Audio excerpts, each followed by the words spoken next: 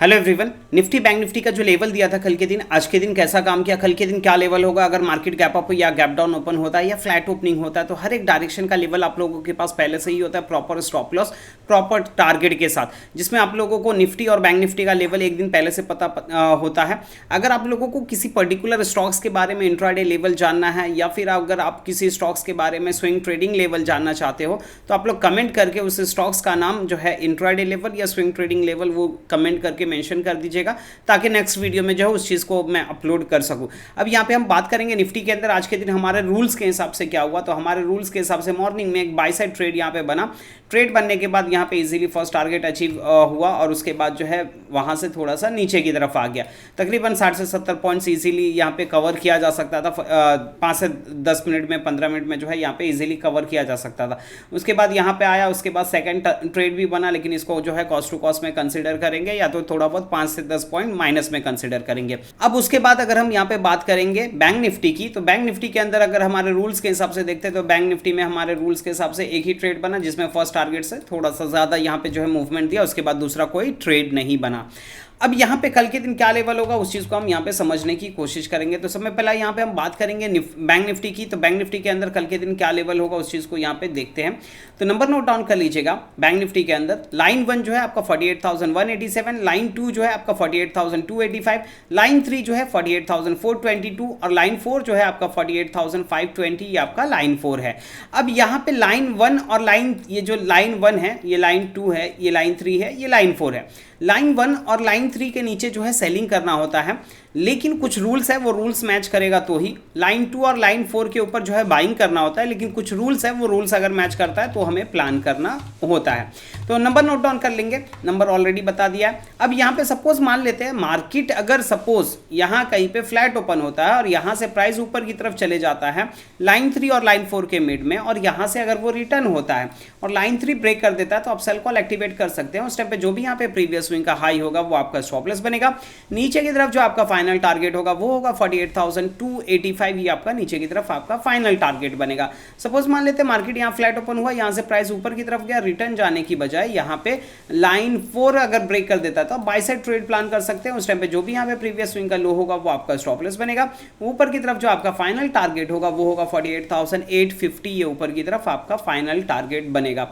अब यहाँ पे सपोज ये तो सिनेरियो हो गया कि अगर मार्केट फ्लैट ओपन हो के प्राइस ऊपर की तरफ जाता है या यहाँ से रिटर्न होता है या ऊपर की तरफ निकलता है तो वो लेवल हो गया। लेकिन अगर मार्केट अगर गैप फ्लैट ओपन होके पहले नीचे की तरफ आ जाता है तो उस सिनेरियो में हम क्या कर सकते हैं। तो सपोज यहाँ पे फ्लैट ओपन हुआ, यहाँ से प्राइस नीचे की तरफ आया लाइन 1 और लाइन 2 के मिड में, और यहाँ से ऊपर की तरफ वापस से अगर रिटर्न हो जाता है, लाइन 2 अगर ब्रेक कर देता है तो आप बाय साइड ट्रेड प्लान कर सकते हैं। उस टाइम पे जो भी यहाँ पे प्रीवियस स्विंग का लो होगा वो आपका स्टॉप लॉस बनेगा। ऊपर की तरफ जो आपका फाइनल टारगेट होगा वो होगा 48,422, ये ऊपर की तरफ आपका फाइनल टारगेट बनेगा।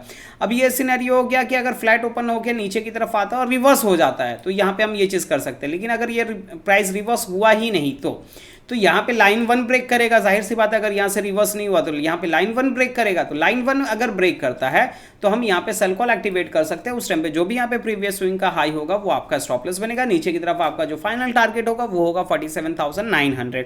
अब ये सिनेरियो हो गया कि अगर मार्केट फ्लैट ओपन होके किसी भी डायरेक्शन में जाए, चाहे वो ऊपर की तरफ जाए या नीचे की तरफ जाए, कहीं पे भी जाए, तो हर एक डायरेक्शन का आपके पास लेवल हो गया।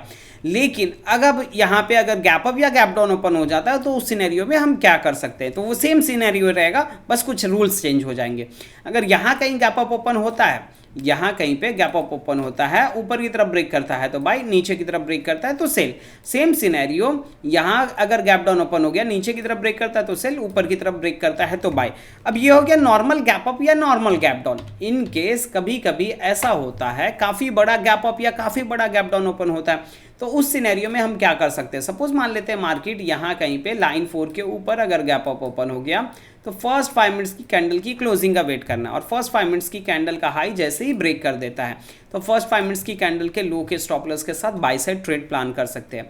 इन केस अगर फर्स्ट 5 मिनट्स की कैंडल का हाई यहाँ पे ब्रेक नहीं करता और यहाँ से प्राइस नीचे की तरफ आ जाता है लाइन 3 और लाइन 4 के मिड में, और यहाँ से वो जिस साइड भी रिवर्स होता है, अगर ऊपर की तरफ निकलता है तो बाइंग, नीचे की तरफ निकलता है तो सेलिंग। उस टाइम पे जो भी यहाँ पे प्रीवियस स्विंग का हाई या लो होगा वो आपका स्टॉप लॉस बनता है। सेम सिनेरियो अगर यहाँ कहीं गैप डाउन ओपन होता है तो फर्स्ट 5 मिनट्स की कैंडल की हमें क्लोजिंग का वेट करना है, फर्स्ट 5 मिनट्स की कैंडल का लो ब्रेक करने का वेट करना है।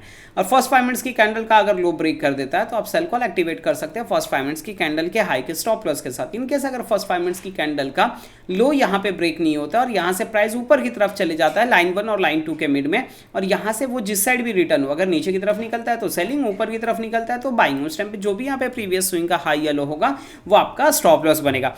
अब ये जो आप लोगों को रूल्स बताया है बैंक निफ्टी के अंदर, यही रूल्स आपका जो है आप निफ्टी के अंदर भी वर्क करेगा।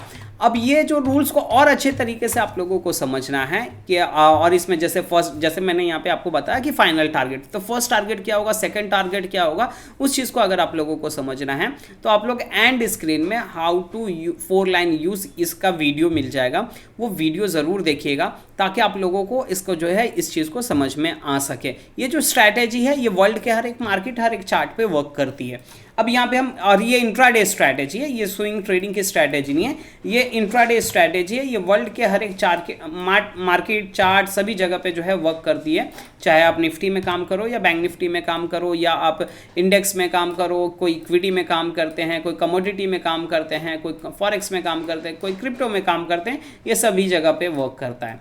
तो अब ये जो स्ट्रैटेजी है, अब नंबर नोट डाउन कर लीजिएगा निफ्टी का। तो निफ्टी के अंदर लाइन 1 जो है आपका 22,379, लाइन 2 जो है 22,451, लाइन 3 जो है 22,564 और लाइन 4 जो है आपका 22,636, ये आपका लाइन 4 है।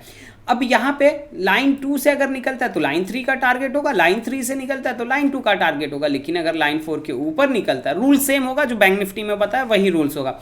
अब लाइन 4 के ऊपर अगर निकलता है तो ऊपर की तरफ जो आपका फाइनल टारगेट होगा वो होगा 22,820, और लाइन 1 के नीचे निकलता है तो नीचे की तरफ जो आपका फाइनल टारगेट होगा वो होगा 22,185, ये आपका नीचे की तरफ आपका फाइनल टारगेट बनेगा। अब ये जो आप लोगों को लेवल बताया जा रहा है, ये लेवल्स जो है बहुत इंपॉर्टेंट है। अगर आप पिछले 5 वीडियो 10 देखोगे तो आपको समझ में आएगा कि मार्केट इसी लेवल में जो है चल रहा है।